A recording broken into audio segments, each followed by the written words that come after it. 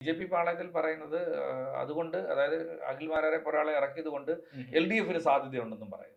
അഖിൽ മാരാർ പോലുള്ള ഒരു വ്യക്തി ഒരു വോട്ട് പോലും ഇവിടെ മണ്ഡലത്തിൽ സ്വാധീനിക്കാൻ കഴിവില്ലാത്ത ഒരാളാണ്. അതെ അതെ, അദ്ദേഹം ഇന്ന് പറയുന്ന നിലപാടാണോ നാളെ പറയുന്നത്? ഇല്ല, ഒന്നും പറയാം. ഇങ്ങനെ നിലപാട് മാറ്റി പറയുന്നവർ ജനങ്ങളെ ഏത് തരത്തിൽ പുള്ളി വിശ്വസിക്കും? ആദ്യമായി സഹായിച്ച ഒരാളെ പോലും ഫോൺ ചെയ്ത് കഴിയുമ്പോൾ പറയുന്നത് എന്നെ വിളിക്കേണ്ട കാര്യമില്ല, ഞാൻ അത്തരത്തിലുള്ള പരിപാടികളൊന്നും ബന്ധപ്പെടുന്ന ആളല്ലെന്നാണ് പറയുന്നത്.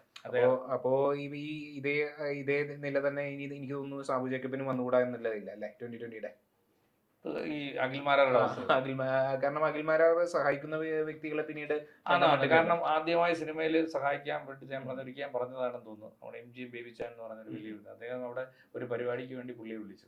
അദ്ദേഹം വലിയ സിനിമയിലേക്ക് കൊണ്ടുവന്നത്. ഈ സംവിധാനം ചെയ്യണമെന്ന് തോന്നിയാലും ആ പടം നിർമ്മിക്കണ്ടേ, ആ നിർമ്മിക്കാനുള്ള പൈസ കൊടുത്ത പുള്ളിയാണ്. ആ പുള്ളി ഇദ്ദേഹത്തിന് ഒരു ചടങ്ങിന് വിളിച്ചു.